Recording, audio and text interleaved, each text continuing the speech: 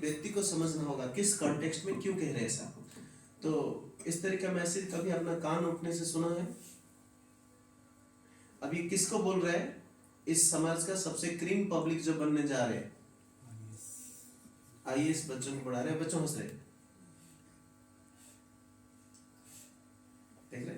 समाज में ऐसी स्थिति है, हम बोलेंगे नहीं नहीं सब तो ठीक है, हम कृष्ण भक्ति प्रचार करके सबको ठीक कर देंगे, सब ठीक चल रहा है। एक्चुअली ठीक नहीं चल रहा है, राक्षसी प्रवृत्ति का लोग है। ऑफ कोर्स वो व्यक्ति का इंटेंशन क्या है हमें पता नहीं है, बट गलत कर रहा है वो एक्सेप्ट नहीं कर रहा है। हमें नहीं कह रहे व्यक्ति खराब है, हो सकता है इनका इग्नोरेंस और समझ नहीं पा रहे किस कॉन्टेक्स्ट में बोल रहा है। जो जो जो सेंटेंस बोला है ऐसे लिखा है, इन किस कॉन्टेक्स्ट में कैसे बोल रहे हैं आप देखते हैं। इस तरह समझना बहुत जरूरी है। रामायण को भगवान राम के कैरेक्टर को प्रेजेंट किया है। खैर आपको बता दूं ये जो स्टेटमेंट उन्होंने बोली है कि भगवान राम माता सीता को डॉग से कंपेयर कर रहे हैं, वो वाल्मीकि जी ने अपनी रामायण में नहीं लिखा, रेफरेंस गलत दिया था, बाद में दूसरा बुक देके क्लैरिफाई किया। फिलहाल हम वाल्मीकि जी की रामायण में बात करते हैं कि क्या भगवान राम ऐसा बोलते हैं या ऐसा बोलते हैं तो क्यों बोलते हैं। तो डायरेक्ट हम उसी चैप्टर पे जाएंगे जहाँ पे भगवान राम ने ऐसे कठोर शब्द बोले। वाल्मीकि जी के रामायण के युद्ध कांड के ध्यान से सुनिए, फिर बोल रहा हूँ। जहाँ पे रावण का वध हो चुका है, माता सीता पुनः राम से मिलने आ रही है। तो जब भगवान राम ने माता सीता को देखा तो उनके आंखों में आंसू आ गए, इमोशनल हो गए और उनके हृदय में कुछ चलने लगा। तो वाल्मीकि जी बताते हैं कि भगवान राम क्या सुनिए, ये जो इमोशंस बोल रहे हैं इस पे ध्यान दीजिए कि भगवान रामचंद्र माता सीता को कितने साल के बाद दिखे? 21 साल 11 महीना के बाद दिखे ना। सो 13 साल ऑलरेडी कंप्लीट कर लिए थे वनवास में, लास्ट को चोरी किया रावण, ठीक है। तो देखने के बाद इनके हृदय के अंदर कैसे इमोशन उमड़ रहे हैं, उसके बाद क्या बोल रहे हैं, सॉरी क्या कर दिया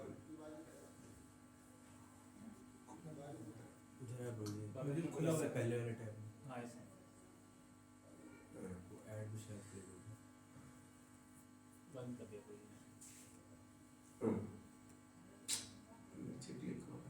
नीचे कर दो, नीचे से क्लिक कर दो।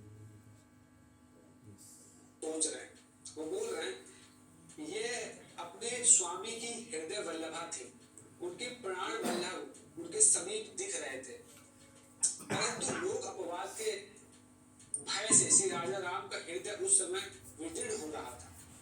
मतलब भगवान राम माता सीता को देख रहे, इमोशनल हो रहे और उनके हृदय में ये बात चलती है कि अब लोग बातें करेंगे सीता के बारे में, उसके कैरेक्टर में सवाल उठाएंगे और गलत गलत बोलेंगे।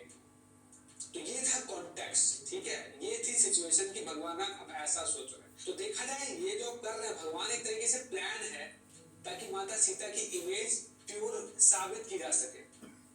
तो उन्होंने काफी कठोर शब्द बोले, जैसे उन्होंने ये लाइन बोली कि मैंने आपको रावण से छुड़ा लिया।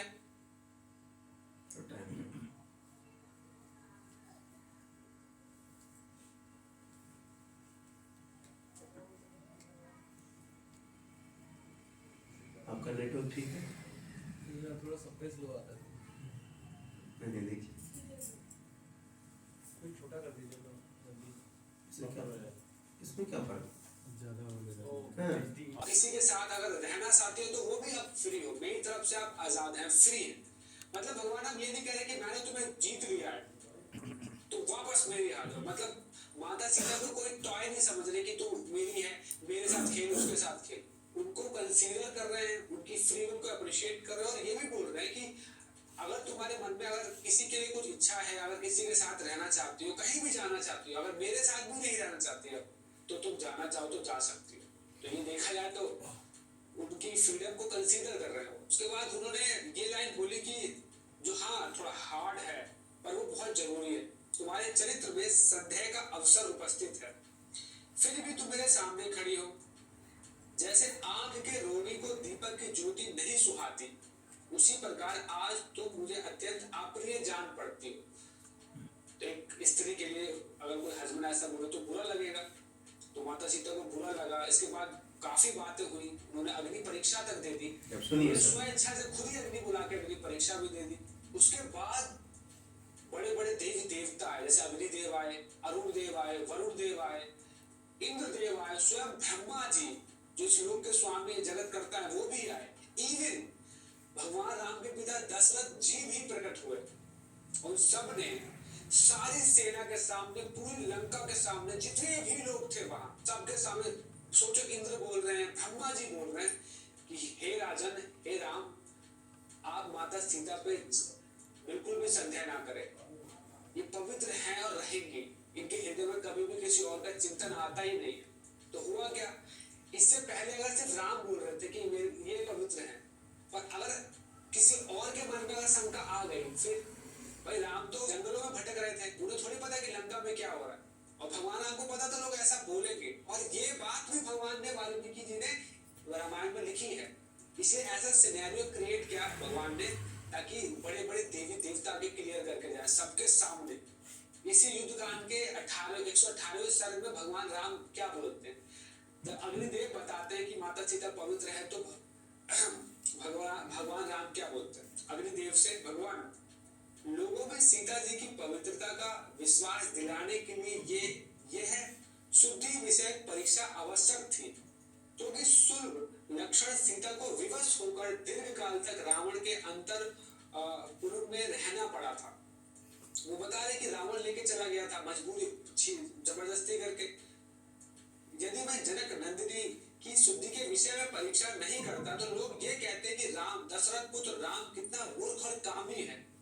ये बात मैं जानता हूँ, क्योंकि लोग बोलते कि भाई इतना काम में है कि सोचा भी नहीं कि उसकी स्त्री पवित्र है या नहीं है, वो अपने लस्ट के लिए उठा गया।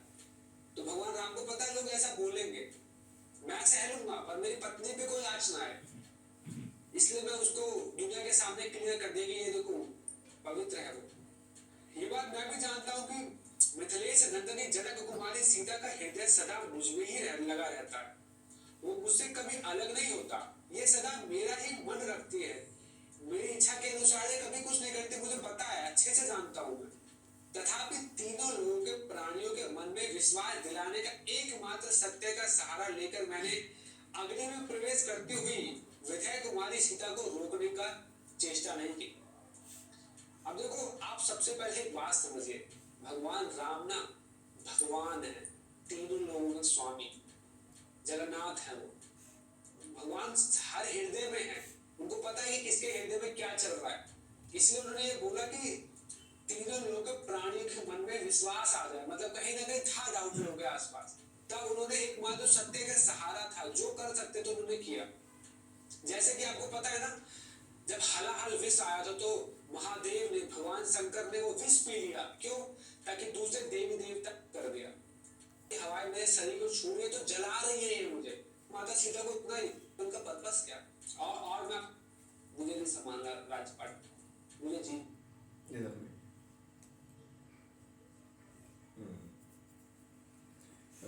तो क्या समझ में आ रहा है, क्या बोल रहे हैं हम, आगे और समझाएंगे।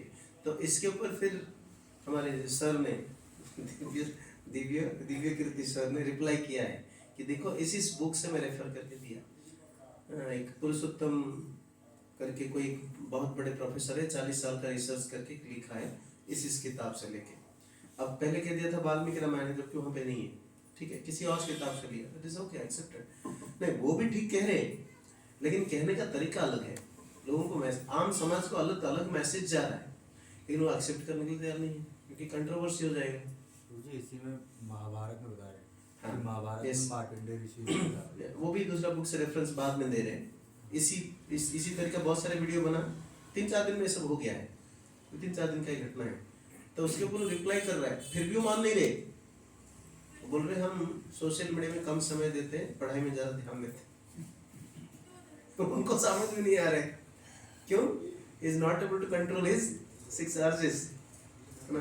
आगे बोलेंगे, ये क्लैरिफिकेशन देंगे, जो अभिष्य अन्न को कुत्ता चाटने के बाद जैसे खाने के लायक नहीं बच जाता है, क्या बोल रहे हैं, किस कंटेक्स्ट में बोल रहे हैं, क्यों बोल रहे हैं, वो कंटेक्स्ट सुनिए महाभारत का। ऋषि महाराज को ठीक है, ये वीडियो आप बाद में देख सकते हैं, कोई पर्पस नहीं कि एडवर्टाइज कर, लेकिन हमारे भगवान को कैसे, कहाँ गया ये, चल नहीं रहे, महाभारत से रेफरेंस दे रहे हो। तो नीचे ही देखो, विकास सर अब्यूज्ड सीता, उसको फिर एनालाइज किया जा रहा है। तो प्रॉब्लम क्या हो रहा है? ओके, मैं इस कंटेक्स्ट आप से तो क्या सच है? तो ये वाल्मीकि रामायण में तो अभी तक मैंने प्रूफ किया नहीं है, और ये इसका वर्णन आता है महाभारत में। पर यहाँ भी मैं कॉन्टेक्स्ट समझाऊंगा आपको। सेकंड कैंटो महाभारत के आता है, जब वन पर्व चल रहा है, किस बैकग्राउंड में डिस्कशन हो रहा है इसको देखिए, रामायण पर्व आता है, उसमें आता है। तो युधिष्ठिर महाराज को मार्कंडेय ऋषि मिलते हैं और उनसे बोलते हैं कि प्रभु मैं बहुत दुखी हूँ। द्रौपदी जो इतनी पवित्र महिला है, जो कभी किसी का बुरा नहीं सोचती, हमेशा धर्म पालन करती है, ब्राह्मणों की सेवा करती है, सदैव आदर करती है, ऐसी महिला को इतना कष्ट क्यों हो रहा है? उसके साथ इस तरीके से हो रहा है, मुझे बहुत दुख हो रहा है। तो अपने आप को बड़ा अभागा बताते हैं और पूछते हैं कि क्या मेरे जैसा अभागा कोई और है? तब मार्कंडेय ऋषि बताते हैं रामायण की ऐसा नहीं है कि तुम्हारे साथ ही इतना दुख है कि तुम ही वनों में भटक रहे। इवन राजा राम, प्रभु राम, भगवान राम भी इस दुख से गुजरे।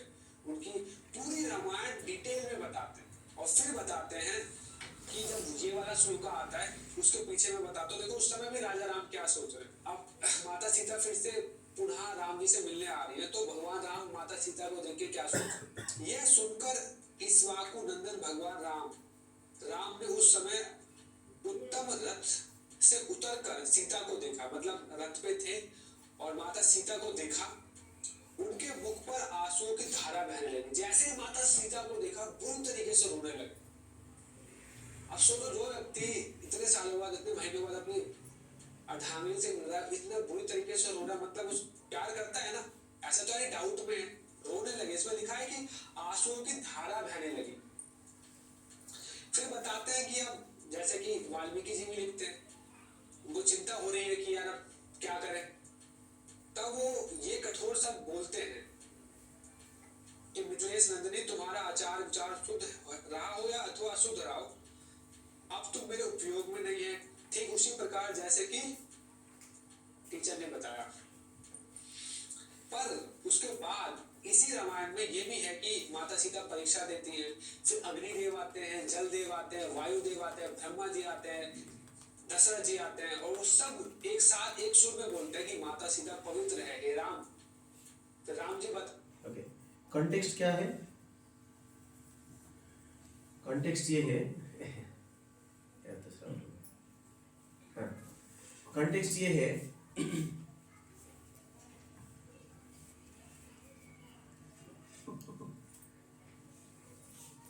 दिव्य कीर्ति जी बोल रहे हैं कि हम आईएएस बच्चों को पढ़ाते हैं, इनका जो प्रश्न आता है आईएएस एग्जाम में, प्रश्न आता है कि भारतीय संस्कृति में जो लेखक आए, रामायण के ऊपर बहुत सारे फेमस ऑथर्स लिखे, उनमें से दो सबसे बड़ा प्रोमिनेंट है। कौन है? वाल्मीकि एंड रामचरितमानस, तुलसीदास। सो ये बता रहे कि तुलसीदास महाराज ये सारे डिस्कशन को लिखा नहीं अपने बुक में, तो उनका अंडरस्टैंडिंग क्या है, इसलिए वो प्रगतिशील या प्रगतिवादी कवि है। This is what their understanding is. Okay? और वाल्मीकि ने लिखा है, इसलिए इसी कॉन्टेक्स्ट में बोल दिया, लेकिन अनफॉर्चुनेटली वाल्मीकि रामायण में नहीं। बाद में जस्टिफाई करने के लिए वो प्रोफेसर साहब का बुक ला रहे। प्रोफेसर क्या समझेगा? The fine-tuned sentiment of the Lord and His devotees, और इनका रेसिप्रोकेशन who can understand? वैष्णव का क्रिया मुद्रा ठीक है ना बुझाए। एक थर्ड क्लास रिसर्चर बुरा मान जाएंगे लोग, लेकिन लोग बोलते नहीं जो रिसर्च किया, वो भी कौन सा इंस्टीट्यूशन से, जेएनयू से। जेएनयू से कितने सारे नेगेटिव प्रोफेसर्स निकल रहे हो, नहीं बोल रहे। जेएनयू में प्रभु जी मंशासुर शहादत दिवस भी मनाया जाता है प्रभु जी। हाँ। उनकी अपनी फिलॉसफी। तो और रेफरेंस दे रहे, इतना बड़ा प्रोफेसर साहब है और वो यूपीएससी का बोर्ड मेंबर रहे। अरे कोई भी रहे, भगवान को समझ लेगा, इसलिए बताया जा रहा है रूप गोस्वामी से शिक्षा लो, इस्कॉन में आओ, है ना। तो इसलिए अगर हम इस सब चीज को ढंग से प्रेजेंट नहीं करेंगे ना, हम बोल देंगे ये ठीक नहीं बोल रहे, लोग को नहीं सुनेंगे, तो इसलिए ढंग से सिखाना पड़ेगा, इसलिए मैं दिखा रहा हूँ। ओके, तो पर्पस ये है, मतलब हमारा जो कंटेक्स्ट ये है कि माता सीता और भगवान के बीच में जो संबंध है अब भगवान का जो सोच है इतना ब्रॉडर माइंडेडनेस कि दुनिया क्या सोचेगा, अगर मैं टेक्निक को एक्सेप्ट कर लूँ तो। लेकिन दुनिया क्या सोच रहा है, इतना करने के बाद भी दुनिया ऐसे बोल रहा है कि भगवान रामचंद्र बड़े कठोर थे, स्त्रियों को एक्सप्लॉइट किया जाता था। ये कुछ दिन पहले कौन प्रश्न पूछा कि रामायण महाभारत को देखो, ऐसे ही हमारे कोई बच्चे कोई गर्ल पूछे थे कि मुझे 12th क्लास का बच्चे थे, पवन सिंह माती का बेटी या तनु माती, कोई ऐसे पूछे थे, क्योंकि उनको ऐसे सिखाया जा रहा है। मुझे पूछे आके कहा कि देखा जाते तो स्त्रियों को डोमिनेट किया जा रहा है। अरे स्त्रियों को डोमिनेट किया जा रहा है तो स्त्रियों को इतना इतने इतने सम्मान क्यों दे रहे थे भगवान रामचंद्र। तो ये चीज को क्लैरिफाई करना बहुत जरूरी है, और वो करेगा तो एजुकेशन सिस्टम, लेकिन एजुकेशन सिस्टम टूटा पड़ा हो। तो एटलीस्ट जो टीचर्स बोल रहे हैं कि कंटेक्स्ट को, इमोशन को तो समझने के लिए थोड़ा प्रयास करे, लेकिन वो समझ नहीं पाएगा, और उसमें बोल रहे हैं क्योंकि उनका कंडीशन नहीं है 6 आरजेस के ऊपर जब तक काम नहीं करेगा तब समझ नहीं पाएगा। समझे? किसी का कुछ डिफरेंट ओपिनियन है, अंडरस्टैंडिंग है? The conclusion is that the sadhaka who has conquered these senses and subdued these passions can purify all the jivas in the world, and by his resolute and pure uttama bhakti, everyone may become the disciple of such a great personality. अगर कोई व्यक्ति उत्तम भक्ति practice करने के लिए प्रयास करता है, ये 6 वेग को सहन करने के लिए कैपेबिलिटीज डेवलप कर लेता है, थोड़े मात्र, फिर भी वो क्या कर सकता है, दुनिया में शिष्य बनाने के लिए कैपेबल है। लेकिन 100% होगा तब सारा दुनिया का लोग इनका शिष्य बनना चाहिए। लेकिन वो प्रैक्टिस भी किया तो फिर भी आइडियल बनेगा। फिर ऐसा नहीं कि आप IAS का टीचर हो गए, बहुत सारे सक्सेसफुल IAS बच्चे निकल गए तब बहुत बड़े फेमस हो गए, इसलिए आप जो बोलेंगे वो अथॉरिटी बन जाएगी। नहीं, आपका लेवल अलग है, डिवोशन अलग है, समझना जरूरी है। And devotion is such topmost spiritual science है। ठीक है, इसमें नहीं जाएंगे अभी, ये ऑलरेडी चर्चा कर चुके हैं इसमें भागवतम से लेके। आप देखेंगे पीयूष वर्षिणी वृत्ति, इसको आज कवर करेंगे, क्विकली ध्यान दीजिए, समझ आए। भक्तिनोद ठाकुर का कौन सी टीका लिखे? पीयूष वर्षिणी वृत्ति। पीयूष मीन्स अमृत, वर्षिणी मीन्स सौर, बारिश। ओके, वृत्ति मीन्स स्वभाव। ठीक है, चलो स्वभाव मानते हैं। ओके, स्वभाव किसको कहते हैं हम? ठीक है, स्वभाव का अंडरस्टैंडिंग क्या है? यही भक्ति विनोद ठाकुर अपने किताब क्या है वो, जैव धर्म में लिखते हैं। ऑफकोर्स वो नहीं बता रहे, बाबाजी महाराज एक्सप्लेन कर रहे हैं उसमें कि स्वभाव और कंडीशन सेट ऑफ स्वभाव, इसमें अंतर क्या है? स्वभाव किसको कहते हैं? हमारे क्या अंडरस्टैंडिंग है स्वभाव? जो प्रभु जी आत्मा का वास्तविक भाव है उसको स्वभाव कहता है। भगवान की स्वाभाविक अवस्था जो है दैट इज रियल स्वभाव। लेकिन हम आम तौर पे क्या यूज करते हैं, जैसे आप इसको पूछा जाए दिव्य कीर्ति जी को, स्वभाव मतलब क्या बोलेंगे? आत्मा का स्टेट कभी समझने के लिए प्रयास नहीं किया वो। तो आत्मा का जो अवस्थिति है, जी इनके केस में माया का प्रभाव बोल सकते हैं। नहीं, हमारा भी जनरल अंडरस्टैंडिंग क्या है स्वभाव मतलब? जो जिस गुण में है उस समय होगा वो मतलब स्वभाव है, इसका नेचर। कोई क्रोधित व्यक्ति हम बोलते ना, होना चाहिए, उनका नेचर ही ऐसा है ना, क्या, लेकिन वो उनका स्वभाव नहीं है। टेम्परली जब तक इसके ऊपर वो वर्कआउट नहीं किया है तब तक उनका वो स्वभाव जैसा दिखेगा। इसके लिए कुछ संस्कृत डिफरेंट वर्ड यूज कर रहे हैं, बोल रहा हूँ। तो ये कंडीशन स्टेट है, कुछ दिन के बाद जब इसके ऊपर वर्कआउट करेगा, ट्रेनिंग लेगा, प्रयास करेगा, ठीक हो जाएगा, वो स्वभाव नहीं रहेगा। समझ रहे? तो स्वभाव क्या है जो कि कभी नहीं बदलेगा, दैट इज रियल धर्म ऑफ जीव। क्या है जीव? ओके, आगे जाके इसको बोलते हैं कृष्णदास कविराज गोस्वामी समथिंग वेदा भेद प्रकाश। जीव ऑलवेज कृष्ण से भेद रहेंगे और कभी कभी अभेद होंगे क्वालिटेटिवली बता रहे जीव कभी भगवान के साथ समान नहीं होंगे। ये शंकराचार्य भी बोले, उसमें एक्सप्लेन कर रहे हैं, शंकराचार्य भी बोले, माधवाचार्य भी बोले, रामानुजाचार्य भी बोले, चैतन्य महाप्रभु भी बोले, सब बोले कि जीव भगवान के साथ कभी समान नहीं होगा। जीव ऑलवेज अपना इटर्नल एग्जिस्टेंस मेंटेन रखेगा, आइडेंटिटी रहेगा।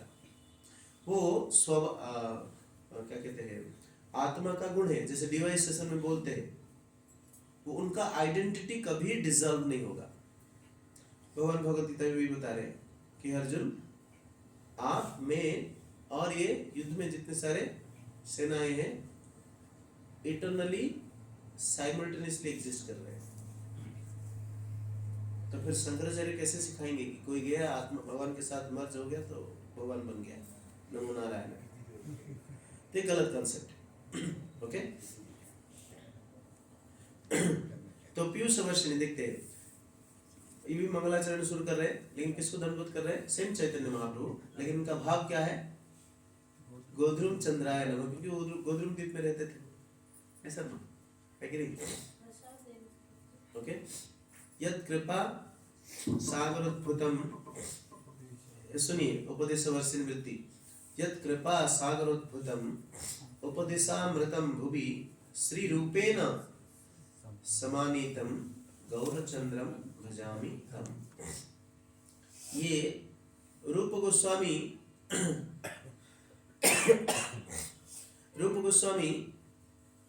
जो गौरचंद्र, भगवान गौरचंद्र जो कि कृपा का समंदर है, जिनका एक नेक्टर, एक स्ट्रीम को कलेक्ट किया है, समंदर से स्ट्रीम आता है, राइट, आके बारिश होता है, एक स्ट्रीम को कौन कलेक्ट किया? रूप गोस्वामी। इस रूप गोस्वामी उपदेशामृत के माध्यम से जो प्रस्तुत किया है, मैं उस गौरचंद्र भगवान को धन्यवाद करता हूँ। ये मोस्ट इंपोर्टेंट देखिए, नत्वा ग्रंथ प्रणेतरम टीकाकारम प्रणम्य च मया विरच्यते वृत्तिः Piyush परिवेशनी। Bound down with great humility, Natva, I offer pranam unto the author of Sri Rupadesamrit, Sri Rupa Goswami, and unto the commentator Sri Radharaman Das Goswami. देखिए, टीकाकारम।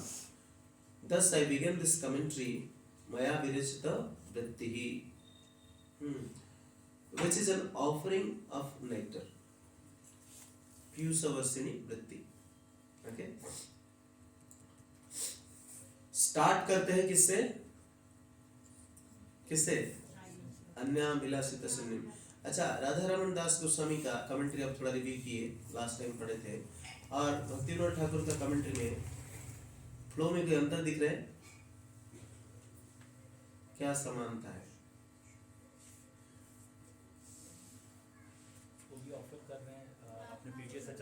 वो तो कोई भी करेगा, नाम करेंगे, ठीक है। उसके बाद कमेंट्री स्टार्ट हो रहा है।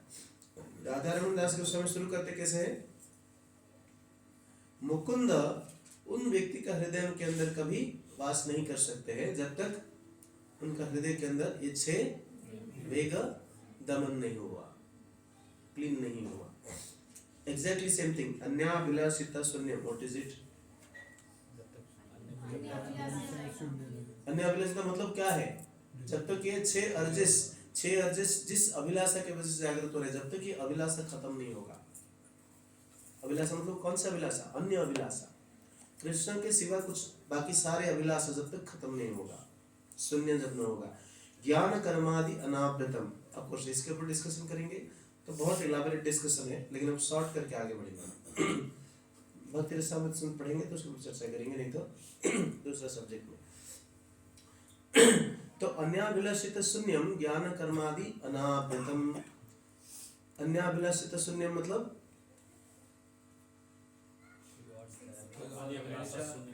बिल्कुल जीरो हो जाए, भगवान का भक्ति के सिवा एनी काइंड ऑफ अभिलाषा शून्य होना चाहिए, लेकिन अभिलाषा कभी शून्य नहीं होगा, ये समझना जरूरी है। व्यक्ति का जीव का कभी इच्छा बंद नहीं होगा, ये गलत है। लेकिन इच्छा, कौन सी इच्छा बंद हो जाना चाहिए? अन्य अभिलाषा, अन्य इच्छा जो कि ज्ञान कर्मादि अनावृतम, ज्ञान कर्म के द्वारा जो प्रभावित है, ज्ञान कर्म नहीं है, ज्ञान कर्म आदि means any other kind of yoga. इसीलिए प्रभुपाद इसी श्लोका का बेस करके भगवत गीता पर कमेंट्री लिखते हैं। उन्होंने कर्म योग, ध्यान योग, ज्ञान योग, ये सब किसी को ध्यान नहीं दे रहे, हर जगह पे भक्ति योग के बारे में बोल रहे हैं, है कि नहीं? तो प्रभुपाद इसी श्लोक के ऊपर ही ध्यान केंद्रित करते हुए भगवत गीता पूरा लिखे कमेंट। ओके ओके तो ज्ञान कर्मादि means any other kind of मीमांसा तत्व एवरीथिंग भूलना है। आनुकूल्येन कृष्णानुशीलनम क्या है? हम बोलेंगे हम बहुत परिश्रम करके भगवान को कब्जा कर लेंगे, जैसे ब्रह्मा जी को तपस्या करके कब्जा कर सकते हैं। अभी तक ऐसा हिस्ट्री में कोई नहीं है कि विदाउट भक्ति भगवान विष्णु को भी कंट्रोल कर, कृष्ण तो दूर की बात। ऐसा है एग्जाम्पल? अगर ऐसा है तो भी इनको शुद्ध कर देते हैं भगवान। This is the beauty of Krishna consciousness, है ना? आनुकूल्येन कृष्णानुशीलनम, आनुकूल्येन मीन्स कृष्ण के लिए जो फेवरेबल है। सपोज से बताया गया कृष्ण के लिए फेवरेबल क्या है? आपस में संबंध अच्छा रखो। आप बोलेंगे नहीं आपस में संबंध नहीं रखेंगे, मैं अपना भक्ति अपने घर बैठ के करूंगा, मंदिर जाना क्या जरूरी है, भक्तों से बात करना क्या जरूरी है? ऐसा चलेगा? ये अनुकूल परिस्थिति नहीं है। यहाँ तक भरत महाराज भी एक्सेप्ट किए हैं, भाव लेवल में जाके इंडिविजुअली भक्ति नहीं किया जा सकता है। यस, कुछ कहना चाहते?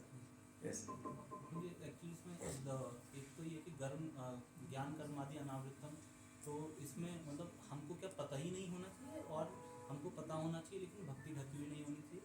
और दूसरा कि जैसा आप बता रहे हैं कि मतलब वो एक आपने एग्जांपल दिया है कि लेकिन वो हमारी भक्ति के लिए हो गया, तो हम अनुकूल जो भक्ति के लिए है उसको करेंगे कि जो कृष्ण के अनुकूल है, जिससे कृष्ण प्रसन्न हो उसको करेंगे।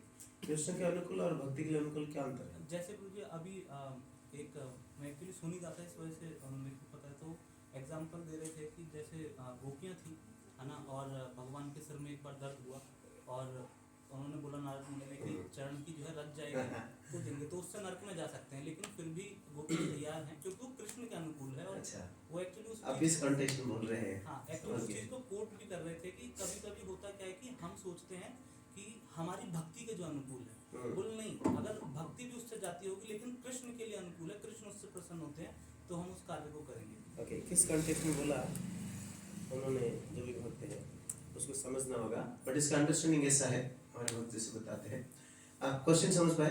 बड़ा जेन्युइन क्वेश्चन है कि आप अगर चरण का धर रच देंगे, भगवान का उसमें अभिषेक किया जाएगा, तो आप क्या होगा? अपना नरक में जाएंगे। कोई बोलता है कि शालिग्राम शिला है मैं चरण में दबाता हूँ, बोलता है क्या? नहीं बोलता है। वो भक्ति का प्रतिकूल है। इस कॉन्टेक्स्ट में बोल रहे हैं।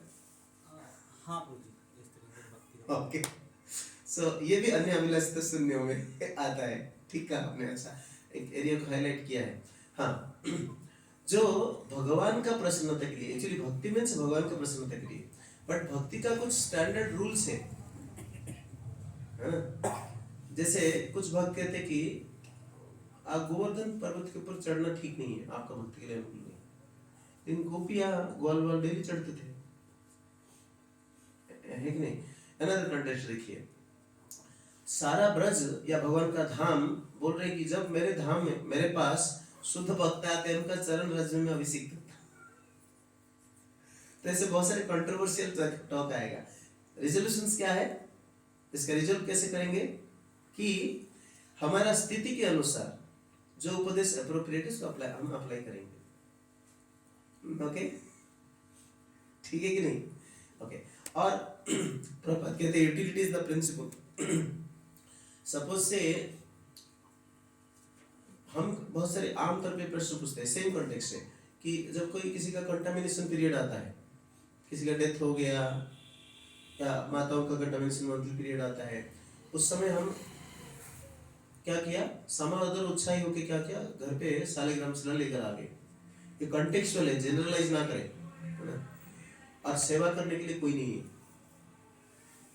अब बोल रहे मेरा शरीर कंटामिनेटेड है, अब बेचारा सालिग्राम शिला मीन्स प्रत्यक्ष भगवान का स्वरूप है, तो उनको टाइम से सेवा नहीं दे रहे। तो यहाँ पे इम्पोर्टेंट क्या है? सेवा। ऐसे ही ना, सेम कॉन्टेक्स्ट है ना, समझ पा रहे? तो प्रभुपाद कहते हैं यूटिलिटी इज द प्रिंसिपल। तो अगर कहेंगे हम आगे बताएंगे कि सब्सिक्वेंट श्लोक में आएगा नियम आग्रह एंड नियम आग्रह। हम बिल्कुल ही नियम को रिजेक्ट नहीं कर सकते हैं। वो करते हैं गोपियां जब वो रागा त्रिक भक्ति में आते हैं, उस समय नियम अपने आप फॉलो होता है। इनफैक्ट इन्होंने जो इवन वैदिक कॉन्टेक्स्ट में अगेंस्ट में भी कुछ किया वो नियम बनता है, समझ रहे? चैतन्य चैतन्य का छोटा हरिदास का कॉन्टेक्स्ट में बताया जाता है। छोटा हरिदास भगवान का परिकर है, शुद्ध भक्त में शुद्ध भक्त है, बहुत उच्च कोटि के भक्त है। इनफैक्ट वो जो करेगा वही शास्त्र में लिखा जाएगा, शास्त्र का नियम बनना चाहिए, लेकिन महाप्रभु इनको रिजेक्ट कर दिया।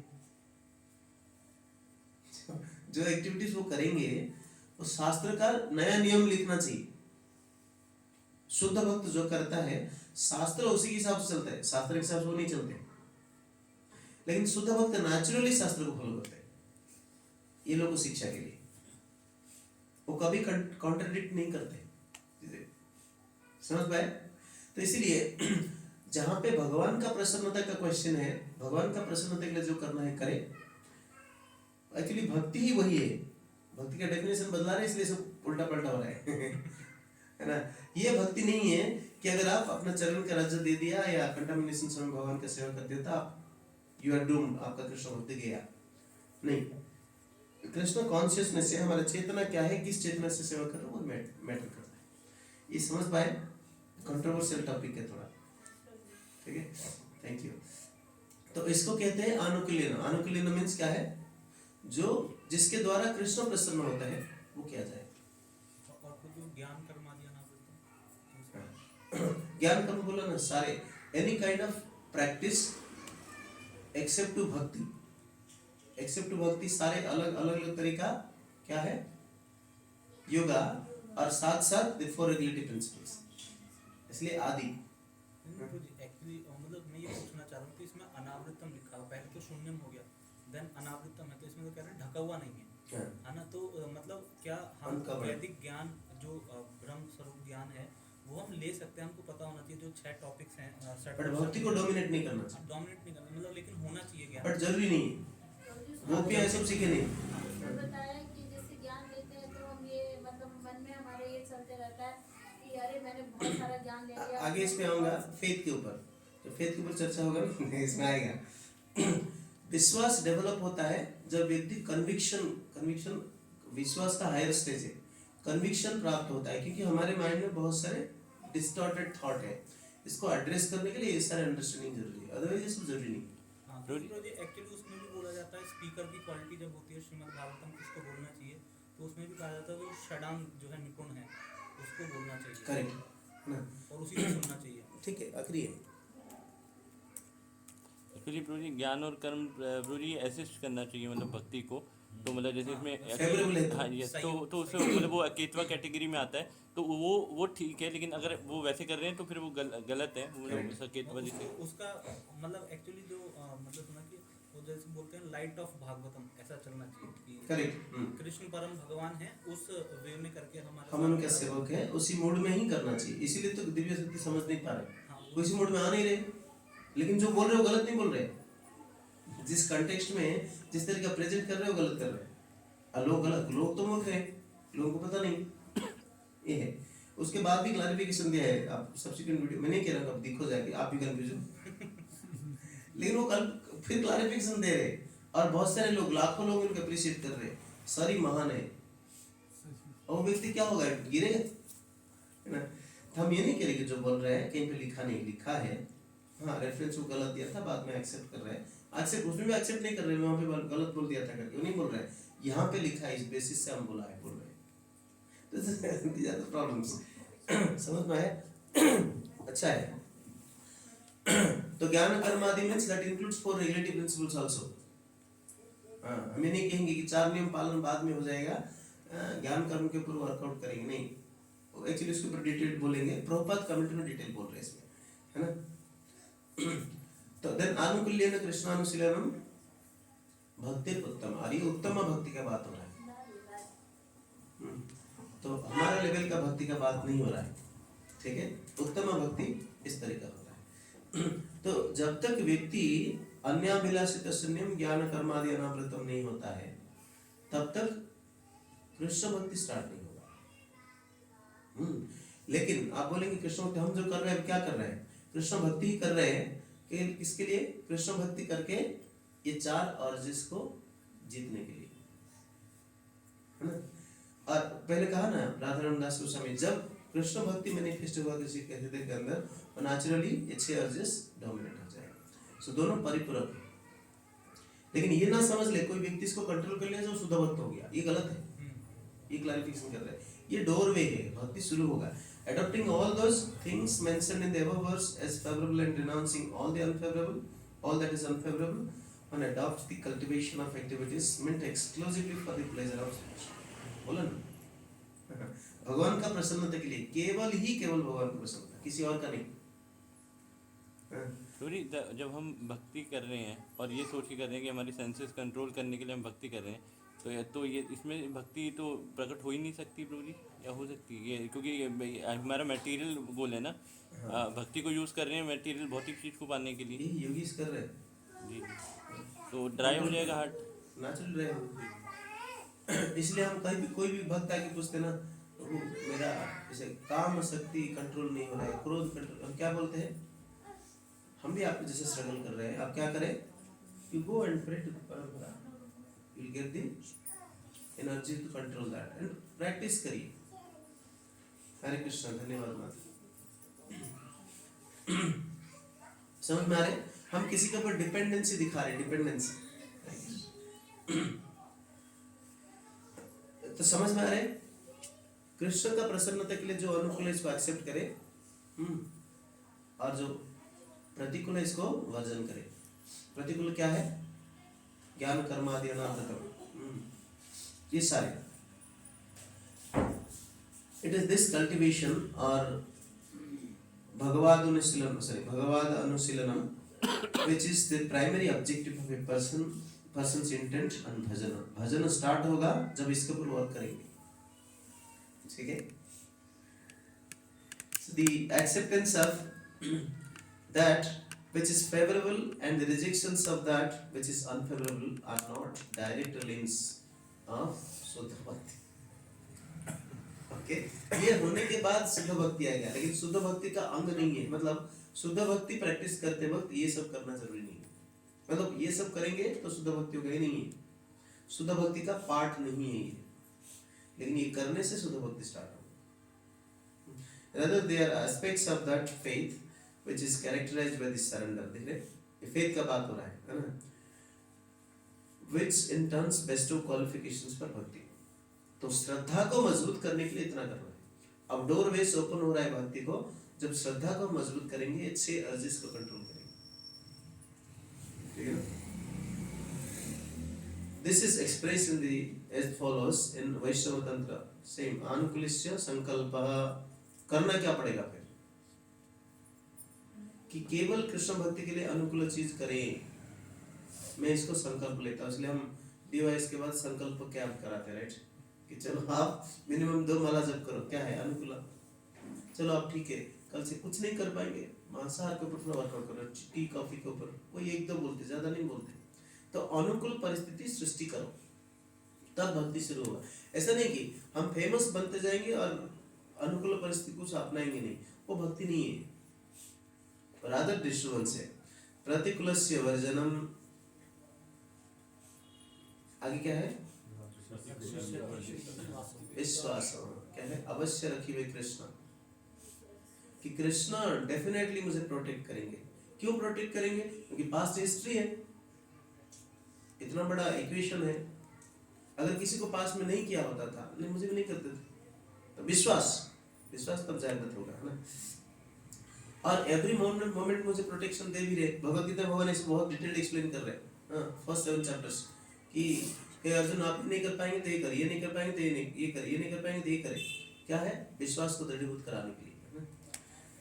गोत्रृत्य वर्णम तथा, गोत्रृत्य वर्णम मतलब कृष्ण ही मेरा मेंटेनर, इनके सिवा और कोई मेंटेनर नहीं है। आत्म निक्षेप कार्पण्य षड्विधि शरणागति। भक्तिविनोद ठाकुर लिखते हैं, क्या है? क्या है वैष्णव संघ?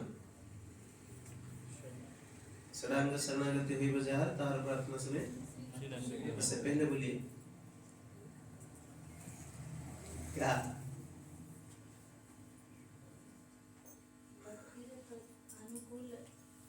भक्ति अनुकूल, हाँ बोलिए। प्रतिकूल वर्जनांगिका। और आगे भक्तिविनोद ठाकुर बड़े सुंदर सॉन्ग के माध्यम से प्रेजेंट कर देते हैं। भक्ति अनुकूल कार्य कार्य स्वीकार, भक्ति प्रतिकूल कार्य वर्जनांगिका। अंगीकार कर लो कि अपने अंगे निभा लो कि प्रतिकूल कोई भी चीज आता है, थर्ड क्लास न्यूज आता है, मैं नहीं देखूंगा। अननेसेसरली टॉक करते हैं, नहीं करूंगा। रेगुलरली वैष्णव संग करूंगा, पॉजिटिवली करूंगा, स्वीकार करो इसको। दूसरे के हृदय के अंदर गंदगी ना देखूंगा, न देखूंगा। ये सारे स्वीकार करना होगा, तब जाके संभव होगा कृष्ण भक्ति। और ऐसे करने से क्या होगा? क्या होगा? कृष्ण अवश्य मुझे प्रोटेक्शन देंगे। और प्रोटेक्शन क्यों देंगे? क्योंकि वो हमारा एक्सक्लूसिवली एक ही मेंटेनर है ना। इसीलिए तो पत्नी पति को सबमिसिव होता है। क्यों? क्योंकि पति मेंटेन करेंगे किसी भी सिचुएशंस में, है ना। देन आत्म निक्षेप क्या है? आत्म निवेदन। हाँ क्या आत्म निवेदन मतलब? बोलिए, ये सारे डिस्कशन कर लिया है। आत्मनिक्षेप, offering this self to the Lord is expressed in these attitudes. I am incapable of doing anything. आप पूछ रहे थे महाभारत को, independently, unless Krishna desires, no one can do anything. Devotees who have no other resort, आत्मनिक्षेप, have this kind of faith कि मेरे पास कोई उपाय नहीं है। गौरांग करुणा कर दीनहीन जने मौसम पतित प्रभु। एक्सक्लूसिवली आत्मनिक्षेप, कोई और नहीं है भगवान। और साथ साथ भगवान को भी नहीं छोड़ रहे। क्या बोल रहे हैं? पतित पावन।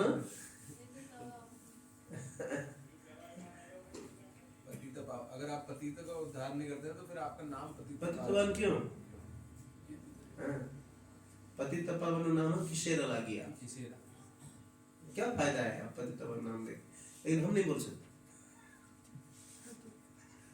नरोत्तम दास ठाकुर, ओके। इसको कहा जाता है,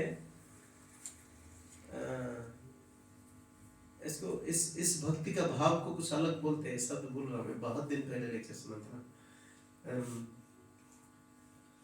जब संबंध निगूढ़ हो जाता है, सार्कास्टिकली भक्त बोलता है भगवान को, नाम ले लिया पतित पावन, करते नहीं।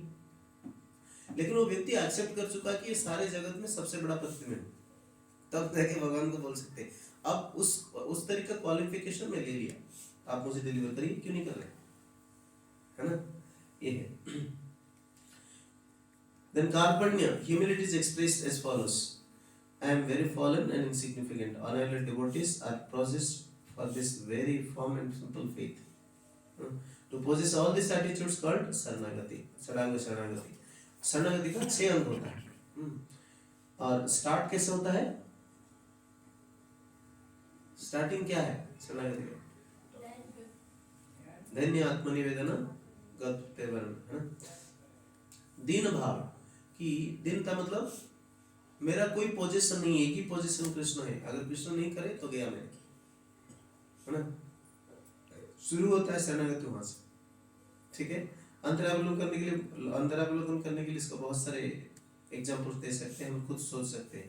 In this verse the instruction is given to abandon that which is unfavorable. जो प्रतिकूल इसको रिजेक्ट करने के लिए बताया गया. One who is able to tolerate the overwhelming passions of speech, mind, anger, tongue, belly, and genitals can instruct the implied words. Same purpose. जो ये 6 वाचा वेगम, मनसा क्रोध वेगम, जीवा वेगम, उदरोपस्थ वेगम, ये 6 को जो कंट्रोल कर पाएगा वही व्यक्ति क्या करेगा, सारा दुनिया में शिष्य बनने के लिए कैपेबल है. इसलिए गुरु का पहला क्वालिफिकेशन ये है. In Padma Purana it is said, same shloka, स्वकामरसाब्दिर भावे आक्रांतम यस्य मानसम कथम तत्र मुकुंदस्य स्फूर्ति संभावना भवेत्. संभव नहीं है इस तरह का हृदय में. The purport of this verse is that same श्लोक ला रहे, purport पे लिख रहे detail. Lust, greed, anger, illusion, intoxication, envy and other irritations. ये सब क्या है? खुजली है. क्या है? ये 6 अर्जिस क्या है? हमारे हृदय का खुजली है. Always arise within the mind and thus attract the mind towards material sense objects. Same ice cream व्यक्ति फॉर एग्जांपल आइसक्रीम खाने के लिए उस व्यक्ति बहुत पैशनेट होता है और इसके ऊपर इतने सारे रचना कर लेते हैं, आइसक्रीम ऐसे खाए थे उसको फोटो उठा के क्या क्या करते हैं, राइट? लेकिन कृष्ण भक्ति करने के बाद व्यक्ति जब एनालाइज करता है, चलो कृष्ण भक्ति भी नहीं है, जिस दिन डॉक्टर कह देता है आइसक्रीम खाएंगे तो मरना है गारंटी उस दिन क्या होता है, वो आइसक्रीम का कलर ही देखने से इरिटेशन होता है ना? अगर फिर भी व्यक्ति बोलते हैं अरे डॉक्टर अपना काम कर रहे हैं, अपना करें, तो इसको क्या कहेंगे? ये वाला मोस्ट है, राइट? तो इसको क्या कहेंगे? वही जो बकरी वाला एग्जांपल है, एक को काटा जा रहा है, दूसरे बोल रहे हैं अभी घास मिल रहा है, खाओ इसको. तो मूर्ख लोगों का काम है. इसके ऊपर भी आर्गुमेंट बहुत करते हैं, लेकिन डिवोटीज समझते हैं. This is affected through 6 agencies. A discussion came. The urge to speak the use of the words that create distress for others. क्या है? 6 urges. जो वाचा वेगम मतलब क्या है? समझा रहे हैं विनोद ठाकुर. क्या है? बोलने का जो शक्ति, जो आलतू फालतू अननेसेसरी सब चीज बोलते हैं. अननेसेसरी चीज क्या है? जो कृष्ण कथा संबलित नहीं है और जो बोलने से दूसरों को कष्ट पैदा कराता है. ओके, अभी आगे बात आएगा. सपोज कृष्ण कथा संबलित भी है लेकिन दूसरों को हम बोलेंगे और उनके हृदय में कष्ट पैदा होगा, वो क्या है? को बोलना प्याला से मत खाओ या सारे नियम बताना, तो क्या है? वो फेवरेबल है लेकिन ये कॉन्टेक्चुअल है. अब किसको बोल रहे हैं, किस कॉन्टेक्स्ट में बोल रहे हैं, किसके साथ उनके साथ कैसा संबंध है आपका, आप स्ट्रिक्टली नहीं बोल सकते हैं 4 नियम पालन कर रहे हैं, वही काम कर, किसी देखना ही नहीं चाहिए, इस तरीके का नाम करना चाहिए. हाँ, अपने आप को प्रोटेक्शन दे सकते हैं कि हम आपके द्वारा बनाए हुए कुछ खा नहीं पाएंगे, क्षमा करिए, हमारा हृदरोग है. लेकिन हम दूसरों को थोप नहीं सकते, तुम कोई काम करिए, भक्ति नहीं करते, ये नहीं बोल सकते, है ना? By the agitation of mind or the innumerable desires and plans fabricated within the mind. Second क्या बोलते हैं? मनसा. मन का वेग क्या है? Unnecessarily thought. जपा करते वक्त सारे थॉट आते हैं, याद रखिए, इसको बोलते हैं मन का वेग. अच्छा, कुछ प्रीचिंग, ये भी क्वेश्चन आता है, जब करते वक्त प्रीचिंग प्लान आता है, डिवोटी केयर प्लान आता है, गलत है? हम गलत नहीं बोल रहे, ऐसा ना बोलिए, ठीक है, लेकिन मन को समझाइए. पूरा 24 घंटा आपको दूंगा मैं, 22 घंटा, लेकिन देखिए उस समय नहीं आएगा, उसी 2 घंटे में आएगा सारे थॉट. तो कुछ प्रैक्टिशनर कहते हैं अगर आपको बहुत परेशान करते हैं तो क्या करें, इसको लिख दो, भूल जाओ.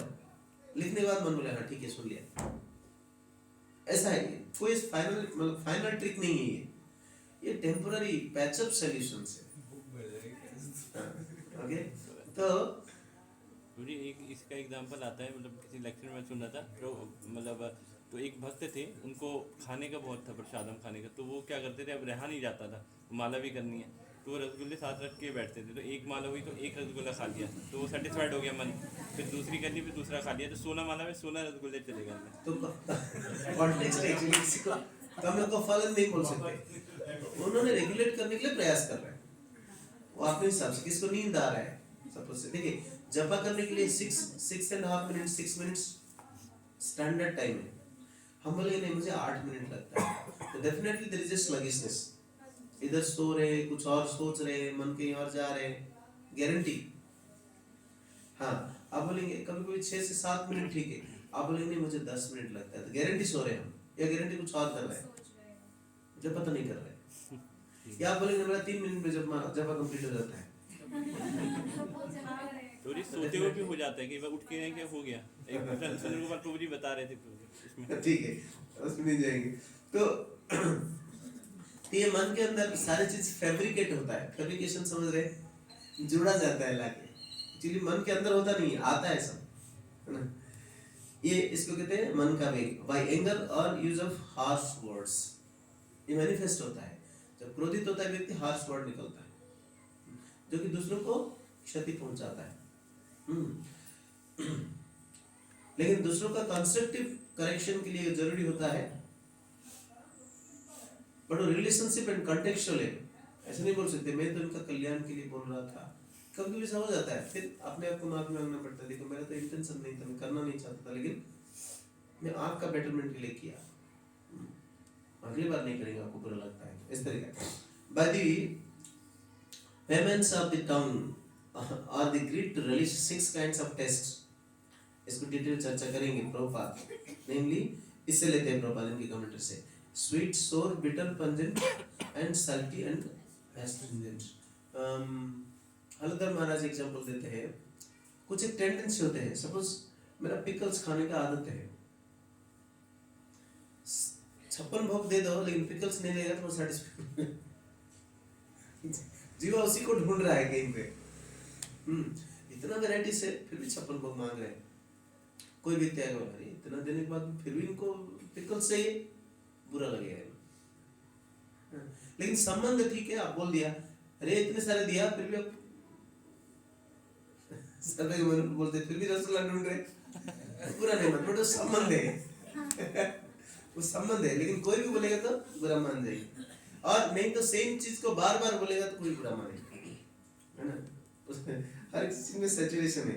तो इसलिए व्यक्ति क्या करता है, बहुत बड़ा एसोसिएशन में दिखा है, सब लोग बैठे हुए हैं, बहुत बड़े साधु संत बैठे हैं, इनके सीनियर्स बैठे हुए हैं, पिता माता बैठे हैं, लेकिन तो इनका मन बार बार खींच रहे हैं पिकल्स कहाँ है, पिकल्स कहाँ है, पिकल्स कहाँ है, चुपके से किसको बोलेगा एक थोड़ा सा पिकल्स लाके दे दो ना पीछे से, और तब जाके वो सेटिस्फाइड होकर खाए। तो ऐसा नहीं कि पिकल्स ना खाने से कुछ हो जाएगा, लेकिन इसको बोलते हैं जीवा का अर्ज। तो जीवा कैसे different kinds of taste, 6 kinds of taste को टेस्ट करता है। By the urge of the belly are tried to eat more than necessary or collect more than necessary। पढ़ाई करेंगे, कमाएंगे, एडिशनल जॉब करेंगे, आजकल तो कोरोना काल में तो लोग 2-3 जॉब करने लगे, पागल भी थी। 6 घंटा 8 घंटा काम करने से बहुत ज्यादा हो जाता है। यूजुअली एक व्यक्ति को 6 घंटा काम करना चाहिए, लेकिन प्रभुपाद फिर भी अपना पर्पट में लिख रहे, कहाँ पे लिखे मुझे याद नहीं, लेक्चर में बोल रहे हैं कि एटलीस्ट 6 to 8 आवर्स नौकरी करें, 8 से जाना आना सब मिला के 9-10 घंटा होता है। उसके बाद बोलते कि नहीं हम लोग 9 घंटा पूरा काम करेंगे, आजकल 9 घंटा कर दिया गया, कोई 12 घंटा बैठते और जाना आना मिला के निकल गया 15-16 घंटा का ऑफिस में चला गया। व्यक्ति करेगा क्या जीवन में, करेगा क्या? इनफैक्ट इनके लिए करने के लिए कुछ और ही नहीं, ये भी प्रॉब्लम है कि नहीं। तो मोर एक्यूमुलेट करना भी सेफ नहीं, बट इसके मतलब ये नहीं है आज कमाया कल खत्म कर दिया, ये नहीं बताया जा रहे हैं। कुछ लोग खुश हो रहे होंगे, आज लाओ मंथली आओ लाओ महीना एंड तक सब खत्म हो गया, ये नहीं कहा जा रहा है। नहीं, रूप गोस्वामी का फिर मेथड्स बताया जा रहा है। क्या है? 50% भगवान के सेवा में लगाओ, 25% दूसरों के लिए, बच्चों के लिए, रिलेटिव के लिए, जिसके लिए, ऐसा नहीं कि बच्चों के लिए सब कुछ, और 25% अपना फ्यूचर प्लानिंग करो, ठीक है। नहीं तो जीवन भर काम करते रहेंगे, बुढ़ापा में याद आएगा, हाय हाय कुछ रखा नहीं, बच्चे मुझे ध्यान नहीं दे रहे, 50 रुपया यात्रा जाने के लिए भी बच्चों को भी डिपेंडेंसी है ना। तो ये सच घटना है, कोई पर्सनली मत ले, है ना। In order to make the hearts of those who are pursuing the path of bhajan, intent and bhakti, Sri Rupa Goswami has composed this verse first.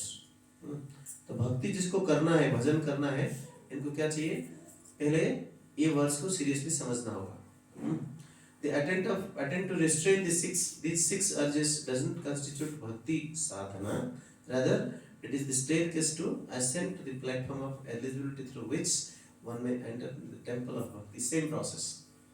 ये भक्ति का कमरे के अंदर प्रवेश करने के लिए स्टेप्स है। वो डोर में बोले थे, ये क्या है, स्टेप्स है। पहले स्टेप्स चढ़कर जाए, फिर डोर खुलेगा भक्ति। ऐसे नहीं कि कोई व्यक्ति प्रयास कर रहे हैं 4 नियम पालन करने के लिए भक्ति कर रहा है, नहीं, दिस इज नॉट भक्ति। भक्ति करने के लिए जरूरी है। On the path of fruitive activities, karma kanda, and the cultivation of knowledge, jnana, one is instructed to curb these 6 urges. उसमें भी बताया जाता है, क्लैरिफाई कर रहे हैं कि देखो भक्ति भी जो नहीं करता है, ज्ञान योग को फॉलो करता है, कर्म योग को फॉलो करता है, कर्म कांड को भी फॉलो करता है, उसमें बोलते हैं, उसमें भी करते हैं लोग, लेकिन भक्ति नहीं करते। These instructions are not applicable for pure devotees. शुद्ध भक्त के लिए ये एप्लीकेबल नहीं है कि, तो ऑफ कोर्स इसका मतलब ये नहीं कि शुद्ध भक्त इसको ब्रेक करेगा, वो नेचुरली फॉलो करेगा। In the scriptures, hearing, chanting and remembrance of the names, forms, qualities and pastimes of Sri Krishna are described as actual bhakti. तो श्रवण से शुरू होता है भक्ति, जैसे आप लोग सुन रहे हैं ना, तब पीयूष वर्षा होता है। इससे पहले पीयूष को धारण करने के लिए हम बर्तन बना रहे हैं। The 6 urges present various types of obstacles in this immature stage of practitioner entering the path of bhakti. ये क्या करता है, ये 6 वेग क्या करता है, पथरोध करता है भक्ति में प्रवेश करने से पहले। At the time the devotee by taking shelter of the mood of exclusive शरणागति काम करेगा, तो शरणागति इससे शुरू होता है। And by avoiding the 10 kinds of offenses of the holy name, अब इसके ऊपर चर्चा करने के बहुत लायक है, तो इसलिए आगे नहीं जाएंगे। नाम अपराध के ऊपर काम करें, becomes the fit to dispel these obstacles through the power of Harinam Kirtan and so on. जो जपा करते समय या हरिनाम लेते वक्त क्या होता है, जो 10 ऑफेंसेस को हम सीरियसली ध्यान नहीं देते हैं, इसके वजह से सारे प्रॉब्लम आते हैं। The occasion, एक्चुअली इसके ऊपर डिटेल डिस्कशन करना था, अब समय नहीं। The occasion of spotless saints या sadhus plays a very significant role. Association of the spotless saints or sadhus plays a very significant role in this matter. तो आप बोलेंगे ये 10 अपराध समय कभी बहुत प्रयास किया, हो नहीं रहे, जरूरी क्या है, साधु संग, शुद्ध भक्तों का संग। जैसे कार्तिक यात्रा हुआ, इमीडिएटली फायदा उठाना चाहिए कोई भी यात्रा में, लेकिन वहां जाके फिर मैनेजमेंट, घूमना फिरना में ज्यादा मनोनिवेश नहीं करना चाहिए। देखिए आप प्रैक्टिकली सोचिए, घूम के फिर के क्या देख लेंगे, मिट्टी पत्थर ही तो दिखेंगे, नहीं तो आर्किटेक्ट देखेंगे, प्रेम मंदिर जाके कोई भक्त बन गया, ऐसा तो नहीं है, नहीं होता है। साधु संग जरूरी है। तो पद्म पुराण से फिर कमेंट दे रहे, हम इसको फिर चर्चा करेंगे, थोड़ा लंबा है, सोचा था कंप्लीट कर लूंगा, कर लेंगे क्या, पढ़ेंगे तो बस है, 10 मिनट्स लेट हो गया ना, बस तो क्लोज करना चाहिए। बताइए आप लोग, नेक्स्ट टाइम करेंगे तो करेंगे, रिकैप करके करेंगे, ठीक है। तो समझ में आया, तो दोनों कमेंटेटर क्या बोल रहे हैं,